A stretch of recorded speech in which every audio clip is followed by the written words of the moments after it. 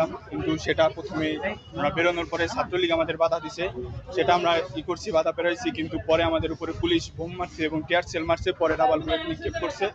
আমার পিঠে লাগছে একটা, এখানে পায়ে লাগছে একটা, আর অনেক বুলেট করছে। পুলিশের তো কোনো গুলি করার অধিকার নাই, তারপরে পুলিশ অধিকার করছে। আমরা অনুরোধ করতেছি গুলি করেন, আমরা তো স্টুডেন্ট, আমাদের কাছে তো কিছু নাই। স্টুডেন্ট ওরা তারপরেও কইলো তোমরা সরে যাও, তারপরে একটা গুলি করতেছে, বড় গাড়ির সামনে নিয়ে একটা গুলি করলো, টিয়ার সেল মারলো, সব সেখানে হাতে লাগছে, আমার হাত কেটে গেছে। এখন এই জায়গা তো আমার দেখাইতে পারতেছি না, নাহলে দেখাইতাম। বুলেট মারছে এবং বোমও মারছে, আর কি বলবো বলেন। পুলিশ বোম মারে, তারা যখন শুরু করছে লাঠি চার্জ করছে, তখন আমরা হাতে অস্ত্র নিয়েছি, তাছাড়া কিছুই ছিল না, আমাদের হাতে পুরো খালি হাতে আইছি। এরকম যদি প্রশাসন হয় তাহলে আসলে বাংলাদেশে থেকে কোনো লাভ নেই।